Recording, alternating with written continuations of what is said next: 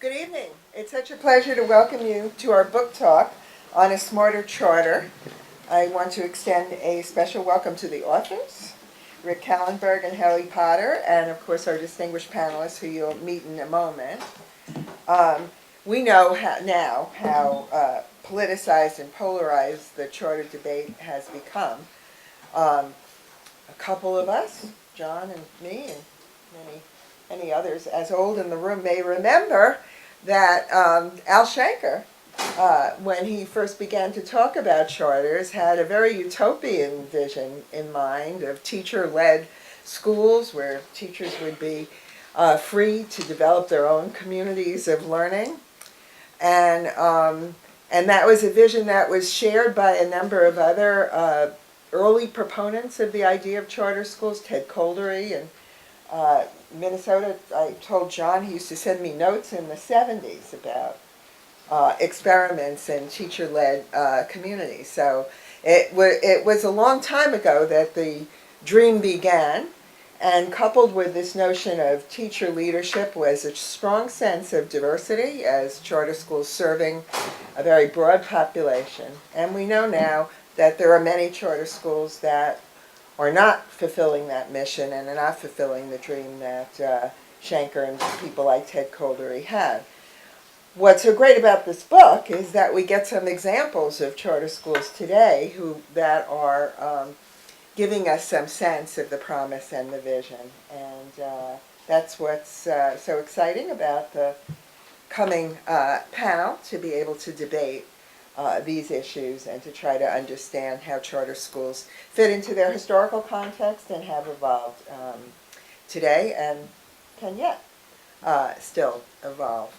So John Merrow, our moderator, is going to introduce the panel, and I'm going to turn it over to him. John. Let's start with my friend Rick, whom I've known for quite a while, and he has been called the intellectual father of the economic integration movement in K-12 schooling, and he's arguably the nation's chief proponent of class-based affirmative action. 6 books, including Tough Liberal, Albert Shanker and the Battles Over Schools, Unions, Race, and Democracy, which is a book, if you haven't read it, you should read it. And another, Altogether Now, Creating Middle-Class Schools Through Public School Choice.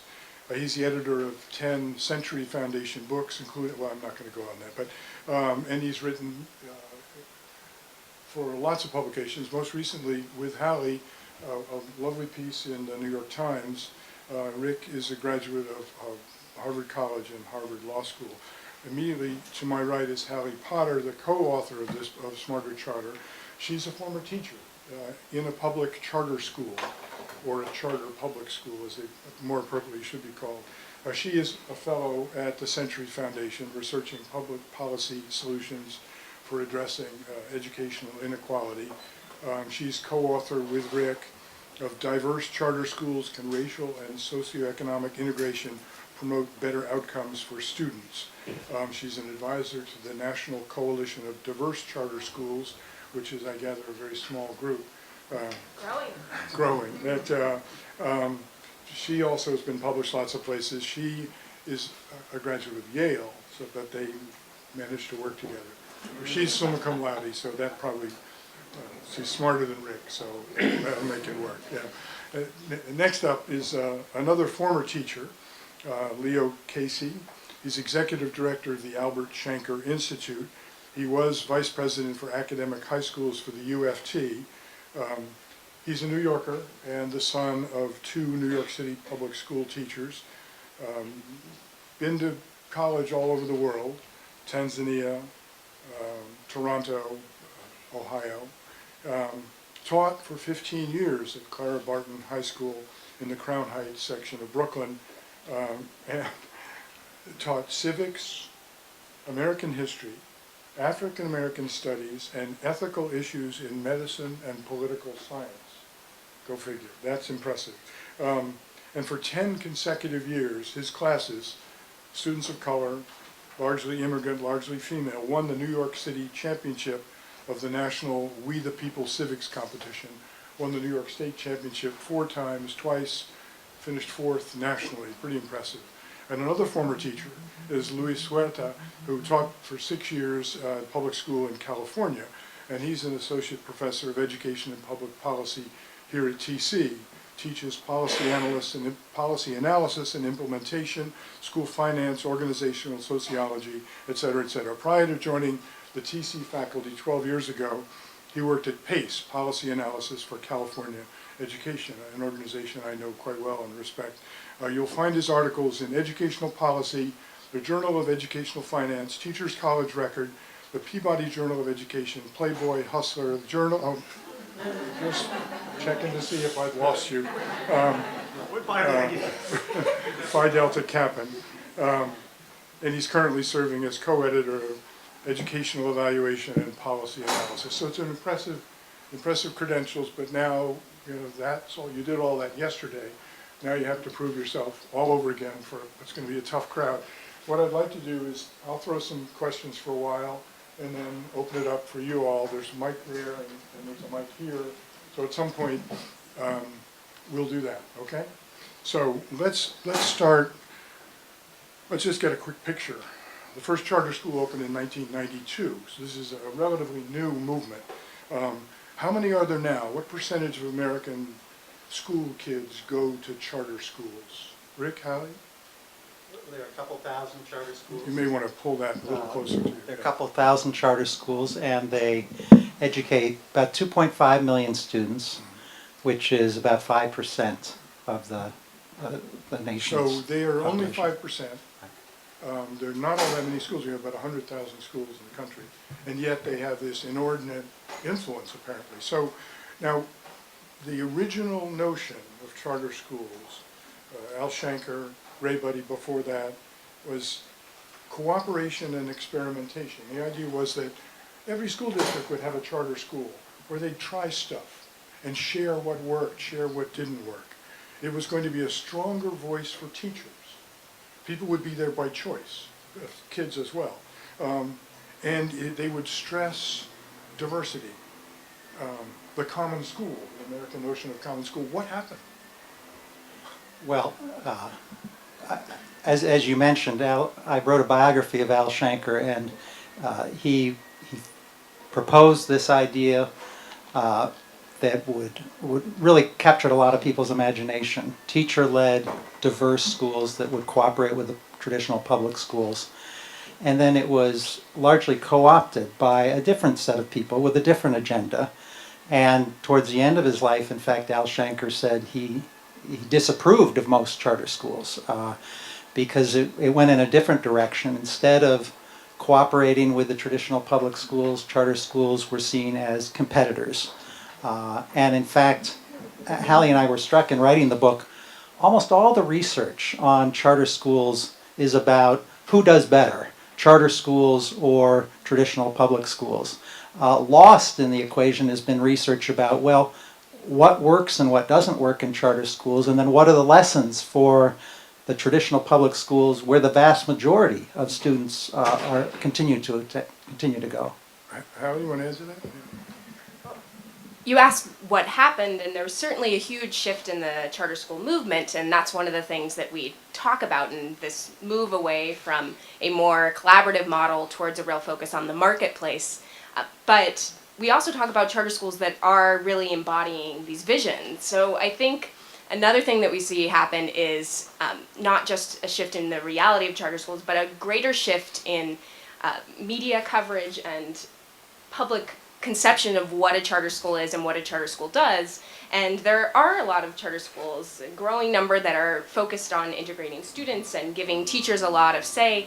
Many of their stories haven't been told. So even though that is a part of the charter movement right now, I think it's something that not as many people know about.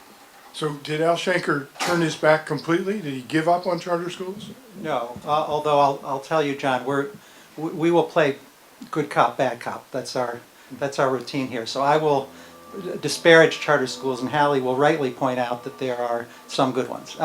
So Al Shanker said towards the end of his life he had a meeting with the AFT, and he said the AFT board should do a study and look at which charter schools are doing a good job, which are not doing a good job. So he did not give up on this idea that he helped launch, but rather wanted a skeptical view of the charter school landscape, but still wanted to hold on to the hope that there would be some teacher-led charter schools, some integrated charter schools, and in the book we profile 15 of those. So you said other forces took over. Who are you talking about? And I invite Leo and Luis to jump in whenever you. Well, there's a lot of things going on over these 20 years. And one of the things that's going on is an emergence of both among Republican conservatives, but also among Democrats that one might call more Wall Street oriented, hostility towards teacher unions. And so they move into charter schools. One thinks here particularly of the Walton Foundation, which is the Walmart money, had no interest in education until suddenly there was a vehicle that they saw as a way to attack and undermine teacher unions. They move in a big way. And so you have this confluence of the world of politics with this sort of ideological orientation towards the market is the solution to all problems. Luis, So, yeah. and just to add to that, and Richard, you hinted to this, explicitly the movement has been taken over, if you will, or co-opted by mostly management organizations. And management organizations are the antithesis of what some of the early goals were linked to community-run schools, because management organizations are not community organizations in most cases. And today we have about half of all charter schools are run by, whether it's a nonprofit or a for-profit management organization. Like KIPP. Like for KIPP. example, KIPP is the largest on the nonprofit which side. has 161 charter schools around the country now. And then on the for-profit side, and I think this is a sort of a stunning number, we have about 36% of all charter schools are actually governed or operated by for-profit management organizations. And in fact, they are schooling about 40% of all charter school kids in the country are under for-profit management organizations. The largest being K-12 Inc., which runs mostly virtual schools and sees an annual profit upwards of $50 million. And very, very few graduates Exactly. of Very few K-12. graduates. In fact, a fair number of K-12 students do not even make it through the first year. But the K-12, the money has already flowed to K-12 when they move back to traditional public school. So let's actually talk a little bit about achievement leave out the for-profit schools, because there are all these different studies of the effectiveness of charter schools, and it seems like such a mixed bag. Can you say definitively that 17% of charter schools are better, or where do we stand? Well, the most comprehensive study was done by Credo at Stanford, and in the first instance they found only 17% outperformed traditional public schools. Their more recent study was a little bit more favorable, but essentially charter schools are performing about the same as traditional public schools. There's enormous variation among charter schools as there is among traditional public schools, but this is not the model. Right? The idea was charters would create this model from which the traditional public schools would learn. And the reason we feel some urgency in writing this book is that we want charters to recapture that mantle, where they would provide, teachers would lead, and they would provide real lessons for the traditional public schools. You say recapture it. Now, I was actually at that meeting in 1988 where charters were born up at the headwaters of the Mississippi with Al Shanker and Ted Coldery and those folks. And I remember that there was that excitement. But where did it happen? Maybe that first charter school in 1992 and a few, but for the most part, school boards were hostile to the idea of charters. I mean, can you say, you sound like you want to go back to some good old days, but when were the good old days? No, you're right. We want to go back to the original proposal. To the idea. And the notion was very powerful. It's that teachers on the front lines who've been teaching in schools have a good sense of what works and what doesn't. Let them experiment. Give them the freedom to experiment. Now, Al Shanker wanted these schools to be unionized because he said if they were unionized, then teachers would feel protected and they'd have the freedom to experiment and try things out that in a way that they wouldn't if they didn't feel that level of protection. So, so that was the first deviation, was when, today only 12% of charter schools are unionized. They have very high teacher turnover, about twice as high as the traditional public schools, and so we're not seeing that teacher voice. And then they diverted on this issue of integration as well. I mean, the Al Shanker went to Germany, and he looked at this school in Cologne where Turkish kids were educated right next to German kids, and there was a lot of learning going back and forth between the students. Diversity was a positive. And now we have a lot of, most charter schools are more segregated than traditional public schools, which is a hard thing to be. And furthermore, you have certain schools that are targeting populations. So you have a Somali school in Minnesota. You have schools aimed at Arab populations. I mean, this is the antithesis of the idea of public education that Al Shanker supported, which was the reason the public schools have been so powerful in this country is that no matter where you came from, you learned what it meant to be an American, and that's been upended. Luis, yeah. So, and I do want to comment on that. When was that moment you asked of, when that short-lived golden age ended very quickly of charter schools, if there ever was one? And I think it's important to note that it wasn't just these external groups that may have influenced the co-optation of whatever the original vision was of charter schools, but it was also the public sector. And what happened in my own experience, 1996, my first research study was actually on charter schools, looking at decentralized schools. And in California, this was about 3 or 4 years into the California movement. At the national level, about 4 or 5 years. But one of the crucial sort of moments along that trajectory started to happen in the late 90s, when some of these early charter schools actually reached their 5-year rechartering or reapplication process. And what happened at that point was that there were a lot of early charter schools that were sort of the buck the system schools, the ones that really tried to engage in alternative governance structures, or hiring uncertified teachers and engage in new types of curriculum, or throwing out the hierarchical governance structure and trying to get teachers and community members to participate. But what happened is that when they came up for evaluation at the 5-year mark, which is the most common rechartering point in the evolution of a charter school, the school boards that had certified these schools only had one mechanism by which to evaluate them. And that was the very traditional, very rule-based approach to accountability. And when you had a group of schools that had bucked the system trying to do something different and being evaluated by a metric that wasn't aligned with that, that very quickly led for a lot of schools to transform themselves to appear, look, taste, and feel like traditional schools. Because of the test scores. Yeah, because of the absolute outcomes metrics. And that's why today most charter schools don't look very different than traditional schools in most cases, which is why we shouldn't be surprised then that the evidence is mixed and unconclusive on whether they're better or not than traditional schools.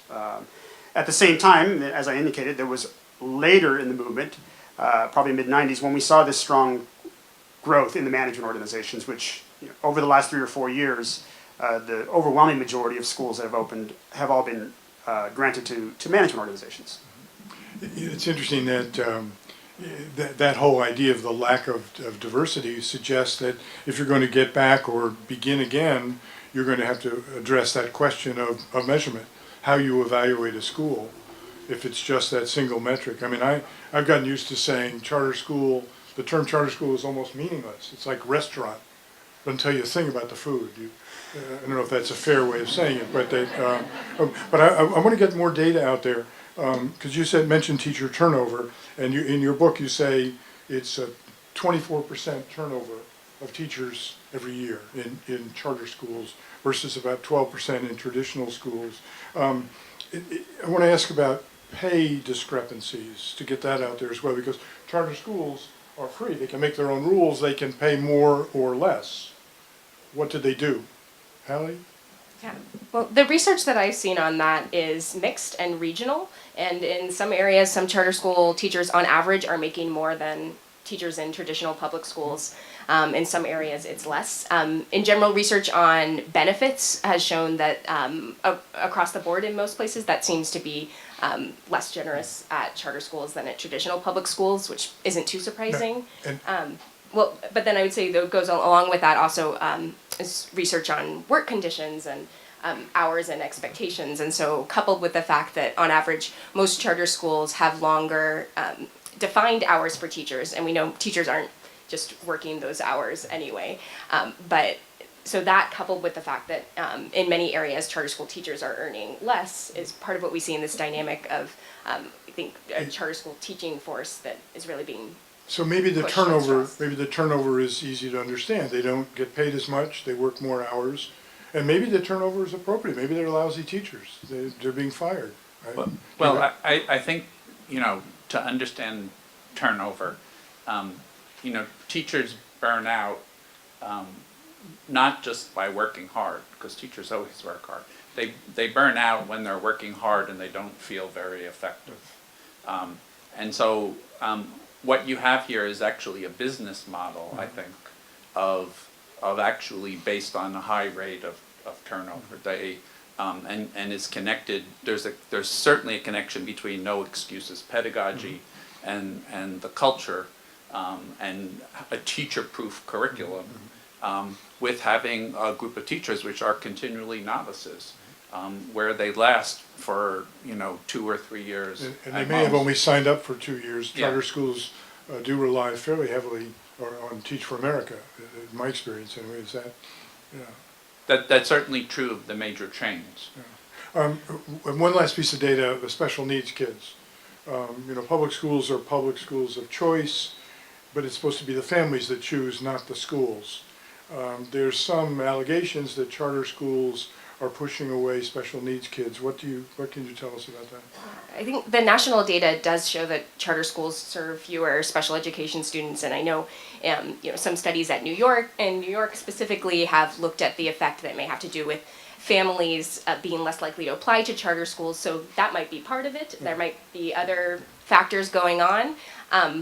But there are a lot of charter schools that are, I think, aware of this and now trying to make that an important part of their mission. One of the schools that we profile in the book is here in New York City in Brooklyn, Community Roots Charter School. It's a really diverse school and also really prides themselves on including special education as part of that diversity. And over 20% of their students are enrolled in special education services. And so that's something that has become a really important part of their mission. I think it's true not only of special education students, it's also true of English language learners. There's a very similar problem.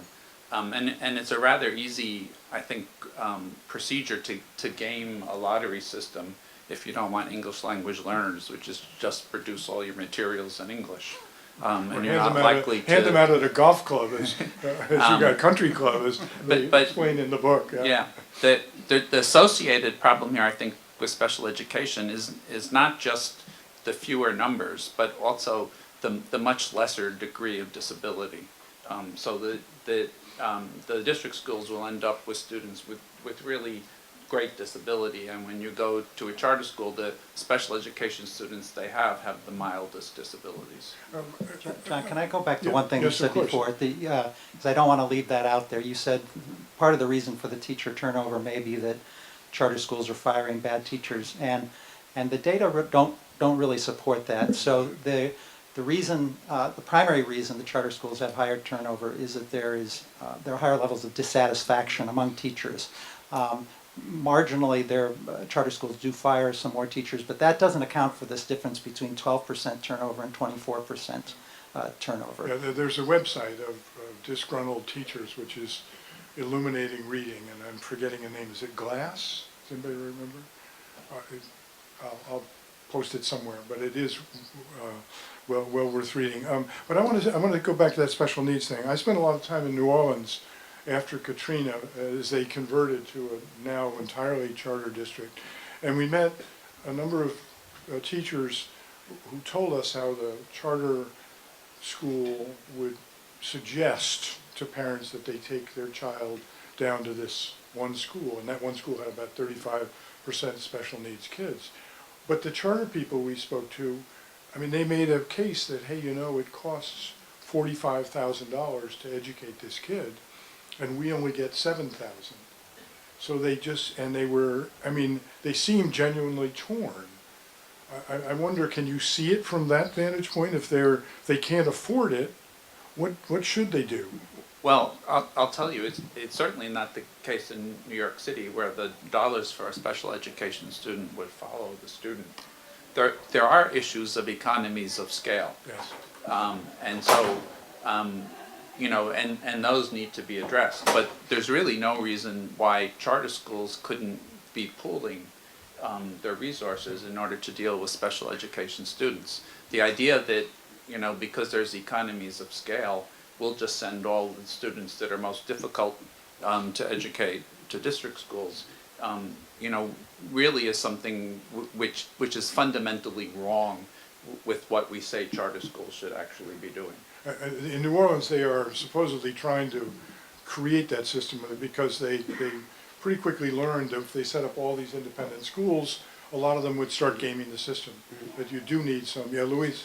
I think the New Orleans example John brings up, it reminds us one of the main objectives of this book, and that is that charters are not monolithic, and there's a great variety of charter schools. And I think that, unfortunately, the research that has focused exclusively mostly on comparing achievement gains to traditional schools has oftentimes led us to look at charter schools as this one sort of singular group. But the New Orleans example is a great one of how in this city context, this is a very unique context that exists nowhere else in the United States, where almost every school now is under the governance of a management organization and a charter school. And when you bring up this very important issue around who is there in New Orleans to adjudicate for a child who cannot find a school because they're getting bumped from one management organization to the other, whether it's a special ed kid or a child who may have a discipline history and so forth. But the public square has essentially been eroded in New Orleans to the point where there is no safety net for families to seek any sort of adjudication of these types of issues. And this level of radical decentralization in New Orleans is quite unique and doesn't exist in any other context. So it's important for us to dig deeper into what's going on in New Orleans, but also to be able to contextualize what is happening as charters evolve in other places, and always bring it down to that local policy issue, which is oftentimes the biggest determinant of how these schools are evolving. Let me ask all of you, could you envision an all charter district if there were a common set of rules and a way of adjudicating whether her charter is playing fast and loose with the rules? Could you, Rick, Halley, could you imagine that? Yeah, I think so. I mean, I think the key distinction here is not so much the charter governance versus the district governance. It's what kind of schools we're going to have, and so a school district, I would be fine with a school district that was 100% charter if teachers had lots of say, and if the schools were economically and racially integrated, and if there was sufficient oversight of those schools. But that's a far cry from what we have today. A couple of times you've talked about teacher voice, and a fair amount of this book is devoted to that idea of teacher voice. Let's get out on the table what you mean by teacher voice. Yeah, well, Halley wrote that section, so. But we both wrote the Yes. book, so I can speak for both of us. So we look at teacher voice as a formal way for teachers to have a say in school-wide decisions on a number of different axes. So curriculum and instruction issues, also employment issues, so hiring and firing and how teachers are evaluated. And then also decisions that have to do with organization of the school. So what's the school schedule and teaching assignments going to be like? And then professional opportunities. So what's professional development? What kind of a career ladder is And you say available? formal, do you mean a union? So formal means it's something that's not going to just change when you get a new principal. But that doesn't necessarily mean a union. So when we talk about unions in the book, we say for our definition of teacher voice, it's neither necessary nor sufficient. So you might have a unionized school that has teacher voice in all of these issues. You might have a union that's not doing that. You might also be able to get at a number of these issues in another mechanism. So in addition to looking at unionized charter schools, we also look at schools that are run as teacher co-ops, where teachers themselves are involved in making the decisions that administrators would normally make in a school. And we also looked at some other mechanisms that schools have written into the way they're run. So, for example, giving teachers representation on the charter school governing board, or having defined parts of the school day that are devoted to teacher and teacher administrator collaboration, and other formal structures like that. They are going to stay even when you have changes in leadership. So it doesn't have to be a union, but because you made the point that only 12% of charter schools are unionized, and apparently, again, taking from your book, only 4% are unionized by choice. The others actually by some sort of legislative fiat. Yeah. So it's a very rare thing. It is, and I want to underline one thing that Halley said, though. There has to be a mechanism in place. We interviewed teachers at charter schools where they said, "Oh, the principal is wonderful. You know, she lets us come into the office anytime. We have lots of input." But that's not necessarily sustainable. And so it's important to have some sort of formal structure in place.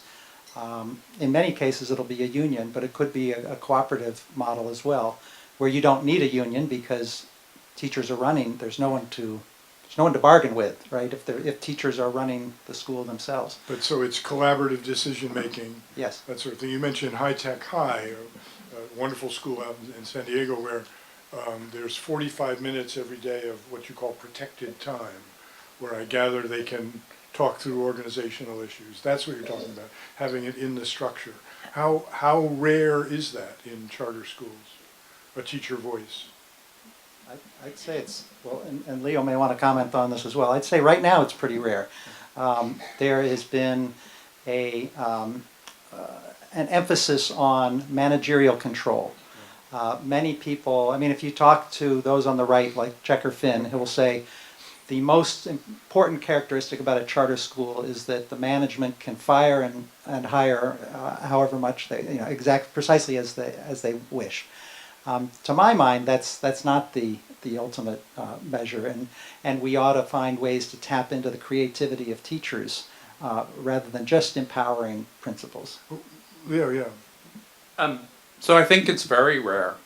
And address the question of whether you find a teacher voice in traditional schools at the same time, if you would. So I think, there are, when you think of really robust systems of teacher choice, I think it would certainly be in a minority of district schools as well. So it is not something that is unique to charters. But Albert Hirschman wrote this really classic book, which is really pertinent to this a number of years ago, called Exit, Voice, and Loyalty. And he said that in any given situation, there's basically fundamentally two choices people have when the situation is untenable. They can exit, they can leave, which is what's happening massively in charter schools, or they can have voice to improve the school where they can actually get in and make important educational decisions. And the one is a market mechanism, and the other is a democratic mechanism.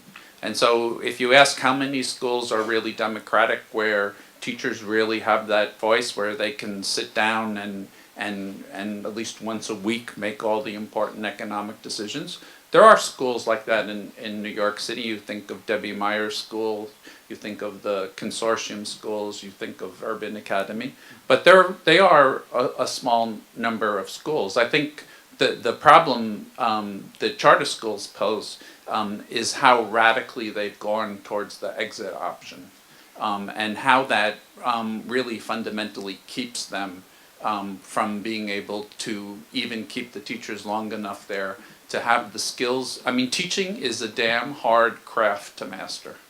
And under the best of conditions, it takes good teachers a good 3 years to really have the fundamentals mastered. And so if you have a system which is based on overturning your staff, where you have attrition and you basically every 3 years you have a new staff, what you're doing is you're teaching kids with a fundamentally novice staff that is permanently novice. I'm curious, Leo, that teacher voice for these two does not necessarily mean union, does it for you? I would say that the schools that aren't union are really extreme outliers. So in the co-op model, most teachers, they want to have a voice in important educational decisions. They don't want to be sitting there figuring out who's going to set up the bus schedule.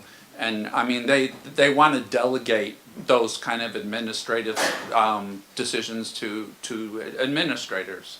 And so I think what the co-op model really demands, and why I think it will always be an outlier, it just makes such extraordinary demands on the teachers to be involved in every decision that has to be made in the school. So you're saying the best way for teachers to have a voice is to have a union?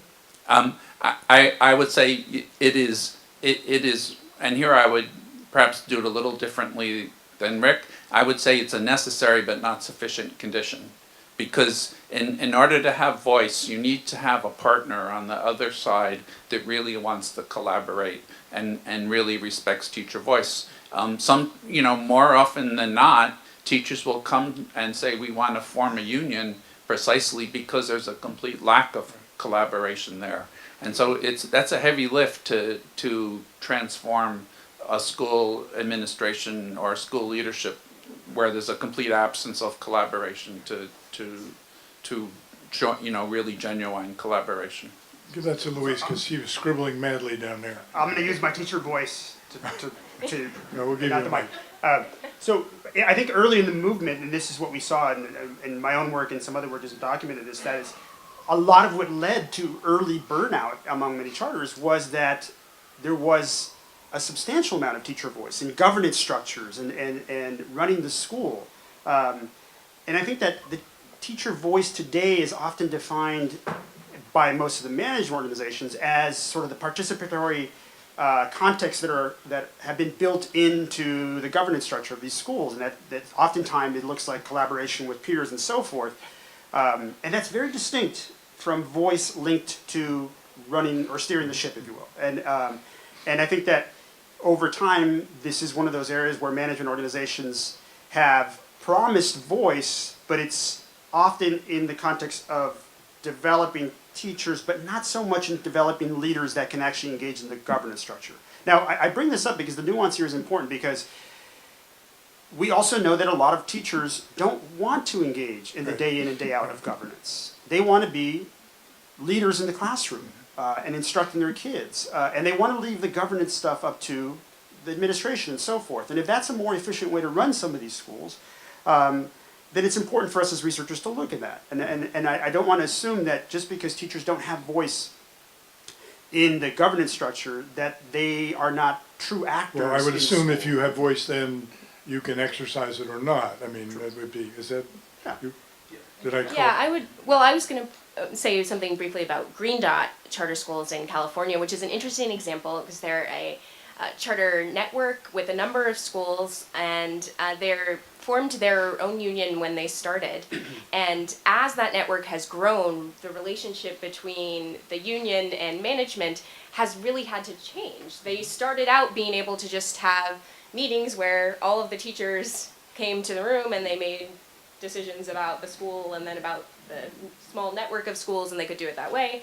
And as they now have more than 19 schools, they instead have a number of different ways for teachers to be involved. They recently came up with a new evaluation system, and so I think the key to that sort of system, and what Luis is talking about, is having many entry points for teachers to share their voices and concerns. or not, if or they, not. yeah. Right, but making that an option so that it's a live option for everyone. Rick, yeah. One thing, John, you're in a panel that has a fair amount of agreement. You did a good job of honing in on that small area of disagreement. But I want to suggest that it's quite small indeed.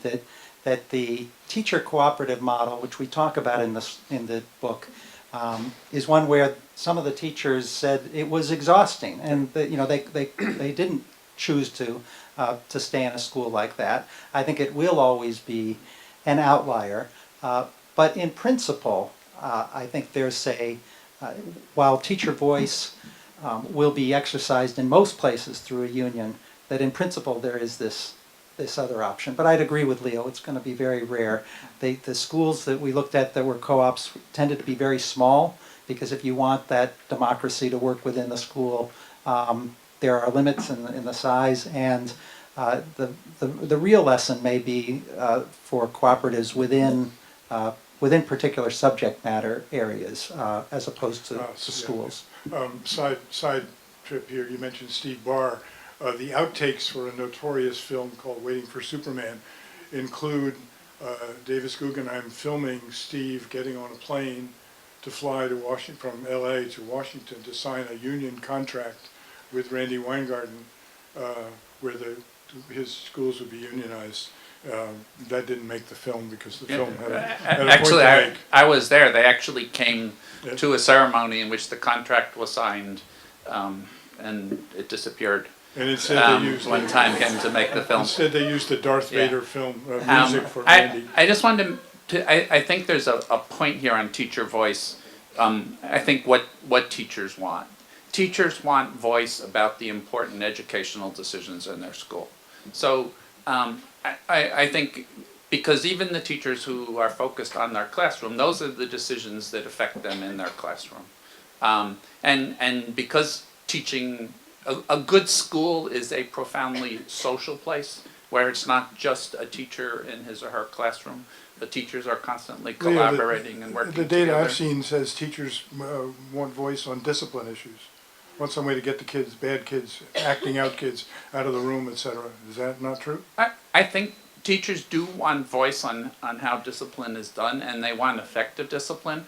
I don't think that translates into a kind of no excuses, zero discipline policy. I think what it translates into is let's have an effective system, and let's use things like restorative justice. Let's give kids support for social emotional learning. Let's make sure that kids that are in trouble get the social services they need, so it doesn't play itself out in the classroom. Let me invite you guys to come this way, and I will do my best to call on all of you. But Halley, you taught in a charter school. Did you have voice? So I taught at a charter school in Washington, D.C. It was not a unionized charter school. There are no unionized charter schools in D.C. at this point. And it was a place, one of the things that attracted me to teach there, first and foremost, was the fact that it had a really diverse student body, which was rare for any kind of public school in Washington, D.C. And it was also a place where there was a really collaborative structure. We had every Wednesday, the school day was shifted, so kids had longer days, other days, and on Wednesdays, that afternoon time was reserved just for collaboration among staff and administrators. And that's an example of one thing that was written into the charter for the school that really protected that time. And I had a really positive experience there. And in a lot of ways, some of those structures are similar to what we talk about in the high-tech high schools, which also have a number of ways of guaranteeing that time there. It's this 45 minutes in the beginning of the day that's guaranteed that teachers will be able to talk to each other, or administrators, and administrators have an open door policy. I think the one thing that is trickier, particularly as a charter school like that grows, if it's not specifically run as a co-op, or if there's not a teacher union, is that salary and job security questions are still really tricky to have conversations about. And so I think that was something that teachers had concerns about. You say in the book at one point that it's a little difficult to work in a situation where you have this open-ended conversation about the management style of the principal or something, and then the next day have to go in and ask for a raise. When you've been critical, it could get a little awkward. Right. Why did you leave? I left to take this job at the Century Foundation. Yeah. I was interested in doing research. And what we were talking about turnover, was the faculty, was it a 24% leaving? Was that a pattern? I don't know the numbers. I mean, I was lucky to get a position teaching there that was designed to pair you with a teacher who had a number of years of experience. So I was working with a teacher who was in her 10th year of teaching, was a fantastic teacher.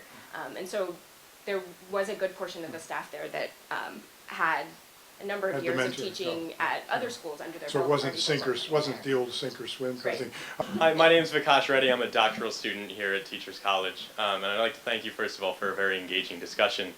My question is this. So there was a panel actually in this very room where Dave Levin, one of the founders of KIPP, sat. Actually, Mr. Casey, where you're sitting now. And I asked him this question. I'd read A Tough Liberal as part of my assigned reading that semester, and so I asked him, well, you know, what are your thoughts on this dilemma of charter schools, successful and effective charter schools, sort of propagating their knowledge out to the district?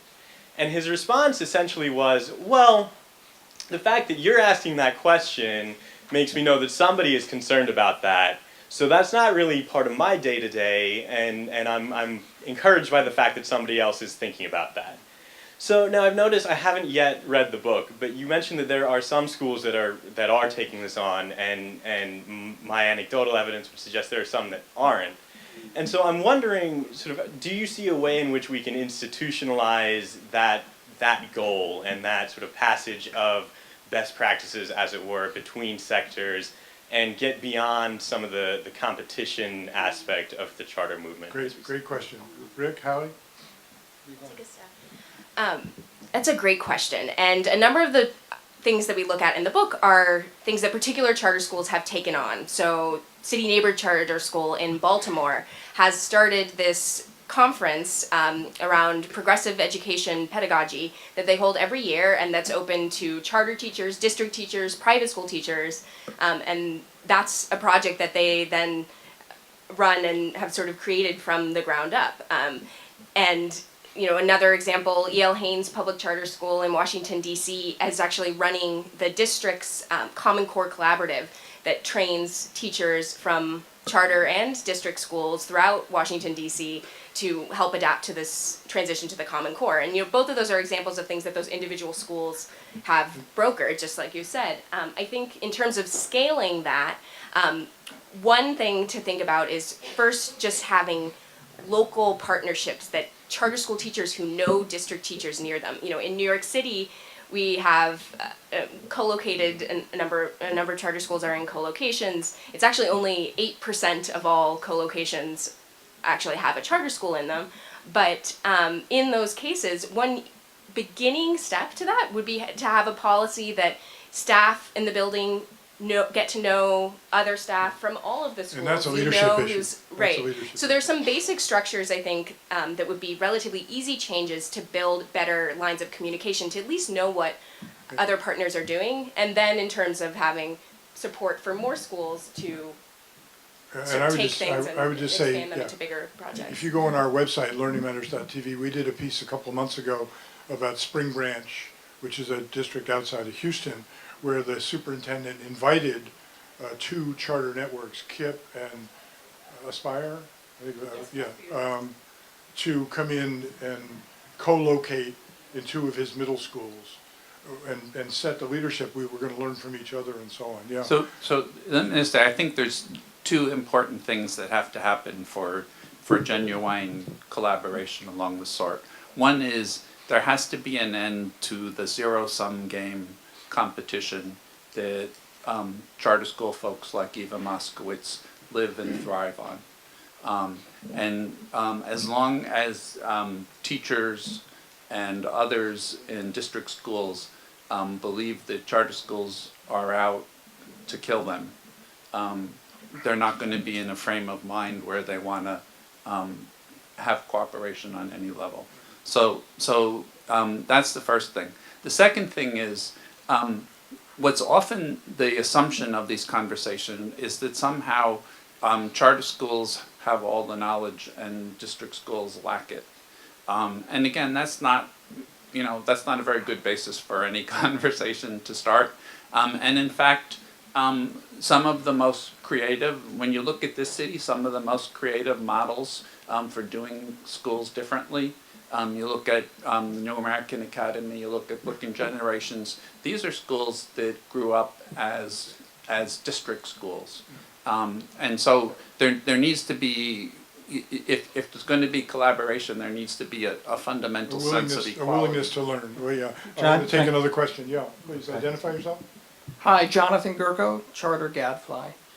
I looked up the data on the National Alliance for Public Charter Schools website, and they report that about 3,500 charters are what they call freestanding, with about 1,000 affiliated with a nonprofit CMO and about 800 with a for-profit EMO. If those data are right, the vast majority of schools in the sector may not fit the corporate label that's been attributed and may be closer to the local, more community-based operation. So my question is, what do you think of those data? Are they right? Are they wrong? Even if they're generally right, that's a big majority. And might it be the case that the dominant political narrative doesn't in fact fit the facts on the ground, which might be closer to your vision? Let me actually, so Jonathan, I think that the data is actually close to being correct. I think some of the best data is the data that's being collected by Gary Miron and Jessica Urschel out of Western Michigan when they do their profiles of all the EMO and CMO groups in the country. And in 2012, they reported, and this is an important distinction to your point, that you were talking about schools, but the more important number is the actual number of students that are under the governance of management organizations. And only looking at for-profit management organizations, we have almost 40% of all students nationwide who are in schools that are run by for-profits. And then you have another 25 or 30%, and I don't have the numbers with me, that are in the, of students, not schools, that are in the for nonprofits. So yeah, you have a minority of schools, but you have a majority of students who are in these schools that are run by management organizations. And I think that most states are maybe not even aware of the extent to which the management organizations are engaged in this governance, because it's also hard to gauge. Well, are they 100% governing the school, or are they contracted out for certain portions of it? And I think that, and just really quickly on this, I want to come back to the question that Vikash asked around the incentive structures and how do you change that. Well, one of the big issues is to address this and to make this sort of information more public, because the proprietary information that is part of what leads to this competition that's now competition among providers, management organizations, which doesn't have much to do with students. It has more to do with the management organizations and what they want to share or not. We haven't really addressed that. Just an example, in Chicago a couple years ago, a Broad Foundation, and I forget there was another foundation, partnered with the Chicago Public Schools to actually create, they had an RFP out to challenge public or traditional schools with charter schools to actually match up and begin to talk with each other. In the first year that this RFP was out, there was not a single person that applied for this RFP. Yeah, the Gates Foundation has tried to make that happen as well. You're making an argument which the book makes very, very, very powerfully for transparency, that we just simply do not know enough of what's going on. But Luis, if that issue of for-profit, you're making what may not be a fair distinction, because, and the book comes out strongly against for-profit charters, but a lot of non-profit charters are making out like a bandit. Sure. We're looking at a piece, we're doing some research about charter school in North Carolina. The first year the man paid himself $1.7 million for management and $800,000 for building and equipment. The second year he started to figure it out, paid himself the same amount for management but 1.3 for building equipment. The third year he added $739,000 for allocated costs. The fourth year he had those, and he added $550,000 for staff development, $169,000 for back office support, almost $1 million for renting classrooms, including renting the desks and so on and so forth, and then another $317 for miscellaneous rent. And the fifth year it gets even bigger. So the first year was $2.6 million. By the second year, by the end of this, it was well over $4 million, and that's a non-profit. Is he hiring? But he's looking for investors. I think this underlines the importance of the union, though, right? I mean, the union is there as a check on management in this regard. But also with transparency. Yes. I mean, and as I say, this is an important point they make in the book. Question here. Yes, Andy Sternlieb, and I'm a former student of Luis. My question is that when you go to the private equity, and I'm not casting a value judgment because I do come from that world. I don't necessarily agree with everything, but I do come from that world.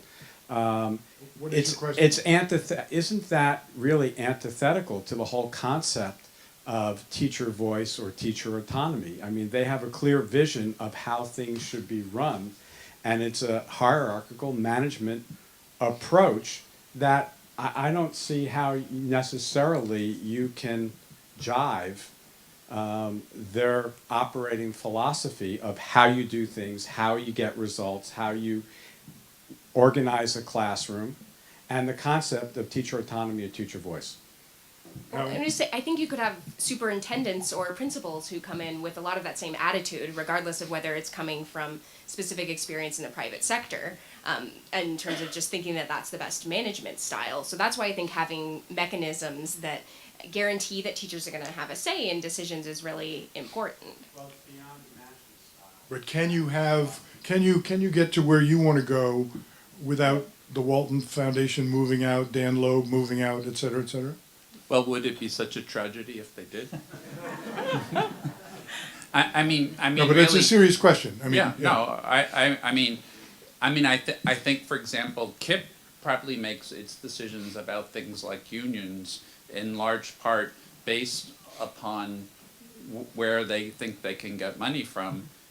You know, KIPP students, Gary Miron did a study on KIPP, where KIPP was spending more than $5,000 per head than the local district schools from various sources of money, including private money. But you know, the bottom line here is, if you're going to take public money, then there has to be a set of obligations that go with public money. You have to be a public school in the full meaning of that term. And so, you know, we're not in the business of giving public money to folks who have fundamentally, as you say, a private vision of how to run schools. you say we're not in the business, but we are doing a fair amount of it. Rick, can you get there as long as the Walton, et cetera, are playing a huge role? Can you get where you want to get to? Yeah, I think if there is a countervailing force that will push charter schools in the other direction. I mean, one of the things that I find very encouraging is that the new president of the NEA has said she wants to go and organize charter schools in California. I mean, I think that will provide the balance against this this view. I'll just say one other thing, because this, you know, the student first type organizations always suggest that the teachers unions are putting the interests of teachers ahead of students. But I think that, you know, the hedge fund managers also have an interest that isn't totally pure, right? I mean, they want to see a system where taxes are kept low and all the rest. So we all have lots of interests involved, but we want to try to find those groups that whose interests are most closely aligned with students, and I would argue that elevating teachers gets us to that goal. Question. I have two quick questions. Your name and Paula Rosen, publisher of Education Update, and a graduate of the you only get one question, Paul. Oh, one question. Okay. I have a friend who's a great philanthropist, and her objection to charter schools is the following. They're taking money away from the public schools. How do you answer that question? Great question. Who wants it? I say first on the language issue. I think, and you know, in some places people talk about public charter schools, or I liked how John switched that so the adjectives make more sense, that charter public schools. I think it is really important to talk about charter schools as public schools, not only because it's not fair to charter schools to pretend that they're private when they're not, they're receiving public funding, but also that it is an exchange of accountability, that as public schools, they should be serving the public, as Leo was saying. So I think ideally you see a system where it's a different way of managing a public school, and in a more collaborative model, that's something that then we can leverage that model to improve public schools of all kinds, district schools and charter schools. So maybe that'd be the way to make the argument. Let's have a set of rules for all public schools, whether they are public charter public, or traditional schools, so transparency and so on and so forth, right? Yeah, I want to agree with Halley that charter schools are public schools. I'll put one footnote onto that, though. In Illinois, there was a charter school that was receiving 80% of its funds from from the public sphere that said, for the purposes of labor organizing, it was private. So we have to watch, keep the charter folks honest on this question of being public institutions. You mentioned that a number of places were doing that apparently, at least Yes. you referenced it in the book a couple of times. Yeah. Let me just say on this question, that it varies from state to state and even varies within states. In New York City with co-location, charter schools that are co-located are getting somewhere in the range of $2,000 more per student in financing and in services.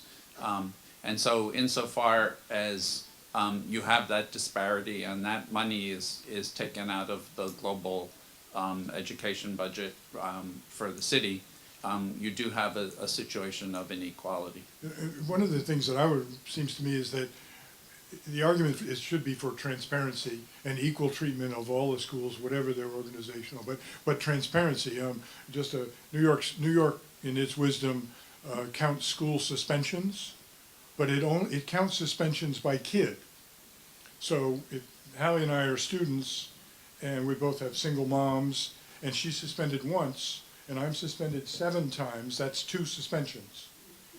And so a charter school could, and I'm not saying it happens, but could say, we really don't want John in the round, he's not going to do well, and so his second grade gets suspended 5 times. Well, after a couple of suspensions, my single mom, who's working, is just going to throw up her hands. And so if you want to push for transparency, you've got to push hard for political people to not, to really dig deep and force the data out. At least that's my take on it. Yeah, I'm sorry, I didn't mean to go off on a tangent. Question, yes. Hi, I'm Erin Shovlin, and I'm an authorizer for the New York State Charter School Office. And I'm here, my question is about the statistic that you provided about the turnover for teachers and the 24% at the charter school versus the 12% at district schools. And my question is, considering that charter schools serve such a large percentage of students who are coming from a socioeconomic disadvantaged background, I'm wondering if you were to compare schools, if that statistic would be any different.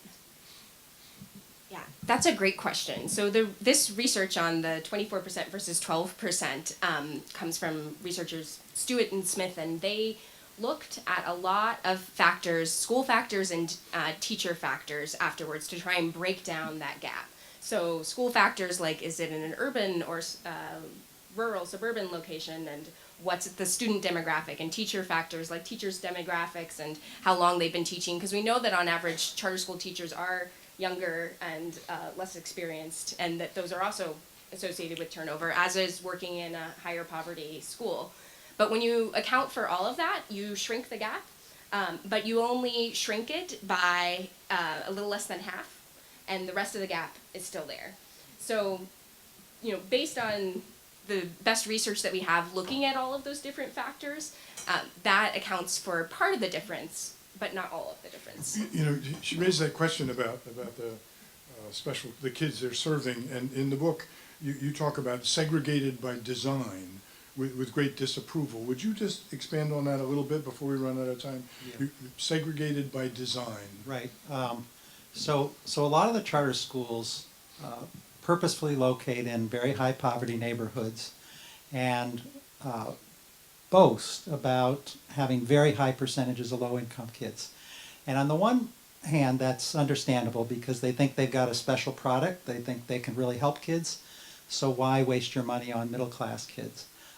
The problem is that there's this half century of research to suggest that one of the best things you can do for a low income child is to give her a chance to go to an economically mixed school where the peers expect to go on to college, where parents are in a position to be more actively involved in school affairs on average, and where we tend to get stronger teachers. But then they'd be wasting their special sauce on kids who have all those middle class, half of those kids already have all those advantages. And so if in fact it turned out that charter schools on the whole were beating the pants off of regular public schools, then I'd agree. Let's maximize the number of poor kids who can benefit from this program. But the data don't support that, But John. those kids are the ones who have historically been so failed Yes. by traditional public schools, so therefore KIPP, locates down there. You're saying they shouldn't do that? I'm saying that the programs would be much stronger if they were economically mixed, that the kids would do better. I mean, KIPP is an interesting example because, right, it's kind of a right-winger's dream because it seems like they're segregated schools, they're non-union, and they're getting great results. So, okay, segregation and poverty don't matter. Getting rid of the union does. I mean, that's a very simple message that people would like to hear. In fact, KIPP benefits tremendously from having a positive peer environment. And it does it in this way. The students who go to KIPP are self-selecting, right? If you can imagine there's a KIPP open house and there are a couple parents, their kids come along and they say, neither of the kids, when they hear that you're going to have to go to school on Saturday, you're going to have to go long hours, neither of them want to go. One parent says, okay, you don't have to go. The other parent says, no, this education is important. You're going to go to this school. So you've got peers to begin with who are come from particularly motivated families. Then over time, there's attrition, high levels of attrition at KIPP as there is in traditional public schools. But the difference is KIPP doesn't backfill in the same way. That is, there are many fewer children who come in 7th and 8th grade as compared to a traditional public school where if some kid moves into the area, the public school has to take them. So KIPP actually provides a very positive peer environment. And that's not to say that KIPP is somehow fraudulent for that reason, but I think the public policy lesson is let's find ways to provide a positive classmate environment in all our public schools and all our charter schools. I want to try to get in 2 more questions and a final thought from each of you. And we don't have a lot of time, so it has to be a very quick question. This actually relates. My name is Paul Cooley. I'm a guidance counselor. I've worked at public and charter schools, and it's about the lottery. And I thought of a very simple solution. I wonder why it hasn't happened. Why isn't everyone just available for the lottery whether they sign up or not? That way it would even the playing field. Then you could assess how schools are doing, and it would be everyone, once they're in the system, they're in the lottery, then you get who you get, and you see how you work with a heterogeneous community. Reactions? I'll see. So that the model that you're proposing, it sounds like but it sounds like if you're suggesting, would parents rank options? Because I think there is some value in having schools that provide different types of educational methods and environments, and that's one of the great things that charter schools can offer. And but there are systems like, I think, around the sort of thing that you're describing so Denver has moved to a system like this where parents apply for schools as part of one central application. So regardless of if it's a district or charter public school, you are applying in one place and there's one deadline and you rank all the choices. The old District 4 choice in East Harlem from years ago as well. Yeah, and I think that's a really powerful system, and in terms of being able to create more integrated schools, opens up great opportunities for being able to say, all right, we want to make as many integrated schools as we can, and we can look at demographics across these different schools because we have a central system to And that's do it. one of the things that you recommend in the book, is that transportation be provided. That's always a tough issue. Can we take the last question? You got the last question, sir?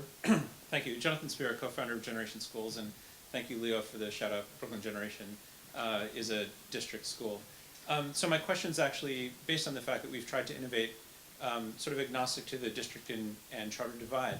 And Professor, I think you said that one of the challenges was that innovation was running up against conventional systems of evaluation and accountability. So I'm curious if the charter movement has to date or has the opportunity to actually change the accountability systems that measure success of charter schools or district schools or schools across both sectors. So we don't have any, by the way, that's a great question. There is no evidence, and this is the work that I do, that we have different evaluation systems for charter schools versus traditional schools. In other words, over the years, we still continue to rely during that rechartering process on mostly test scores and a variety of other factors that are the same issues that, or the same factors that traditional schools are evaluated by. Here in New York City, under the Bloomberg administration, there was actually a lot of district, or what I've termed in my own work, sort of mom and pop schools, that were actually sort of stranglehold by the district when they came up for rechartering, where if they didn't take on an external partner, a management organization or a foundation, that the district had threatened them to take over certain levels of discretion over their budget.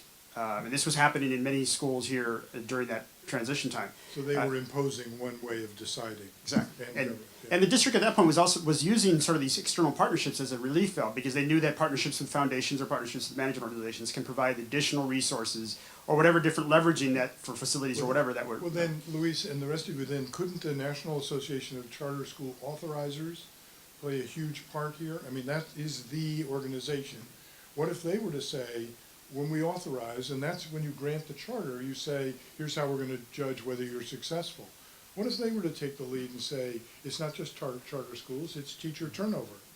It's not just test scores and teacher turnover, it's student attendance. I'm going to be very quick in responding to that, and a lot of others, but I think at the national level, we now have 3 or 4 national level organizations. Every state has their own sort of advocacy organization, but the focus of these organizations still continues to be the numbers. We're 20-some years into this movement, and they still feel threatened that because they have such small numbers, they need to continue to grow this before they actually start to take the lead in creating these new accountability structures and driving it. It's the unfortunate. National Association just made a very strong statement saying it's time to get tough and start closing down failing schools. And they've gone after some bad apples. Some of the associations have gone after a lot of the virtual schools. As you mentioned, John, these are the schools that graduate the least amount of kids, but also run by management organizations who turn the most amount of profit. But they seldom call out the bad apples, and that's unfortunate. Rick? Yeah, we argue in the book that, of course, you need to look at things like test scores. But beyond that, we'd like to reward charter schools that cooperate with traditional public schools, that share the lessons that they may be able to impart. Charter schools that are bringing about this goal of social cohesion in this country, where kids are coming from all different backgrounds. If they show that they are taking steps to integrate, that ought to be rewarded. So it shouldn't just come down to a test score. It should be a broader Your book analysis. is called A Smarter Charter. Let's close by figuring out what exactly you mean by a smarter charter. How would we recognize a smarter charter? I'll say one thing, and then Allie, you chime in. The original vision, as Al Shanker elucidated it, was that charter schools should have teacher voice and be integrated. And there was something that connected all of that, which we haven't talked about yet. I guess, Leo, you mentioned the word democracy. But that, Al Shanker never gave a speech where he failed to mention democratic values. And the idea was that in an integrated school, you teach kids every day that they are social equals. And in a school where there is teacher voice, you model workplace democracy for kids every day. They see that the teacher isn't just being bossed around, that they have a say in how things work. And if ultimately the purpose of public education is to strengthen our democracy as well as our economy, then smarter charters would embody that democratic vision. A smarter charter would be aggressively diverse. I think that may be the expression you used. Yeah, Teachers would have a voice. That's right, those two elements. But I'm saying they aren't just these distinct points. They're connected by the idea of democracy. You also say a smarter charter would be involved in training teachers. Training teachers? Well, I think this idea of teacher voice and providing models that other schools can learn from. Like, charter schools should really be something that we're putting public money into, because we're getting rewards for those kids and ideally for other public schools that are learning some of those lessons. So that's the sharing part. Right, and so I think another part of this smarter charter idea is that Rick tied these ideas together as really having to do with a really democratic way of running a school. And I think another lens through which a number of the charter school teachers and leaders that we talked to looked at it was a very 21st century way of running a school, that we want to prepare students to be active, productive members of an increasingly diverse society. That means having exposure to peers from all different backgrounds and being able to learn from them. And similarly, we want students to be developing complex communication and higher order thinking. If they're going to do that, they need teachers who are also engaged in that work. We got an audience of wonky people, many of whom already are influential and others will be. Let's just finally, each of you, I'm going to start with you, Luis, what do you want these folks to do to make it a better world for public education?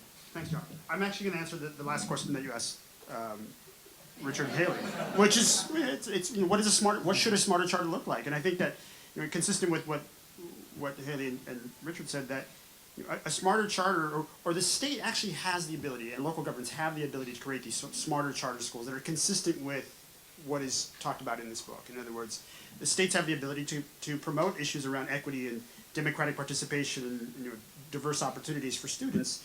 This is not difficult to do in the context of how policies can sort of change these schools, in addition to accountability structures that might be different, et cetera. But unfortunately, not to sound too jaded, but the momentum right now that is really dominated by the management organizations that are linked to market forces, these are very difficult to turn around. So what do you want this audience to do, Luis?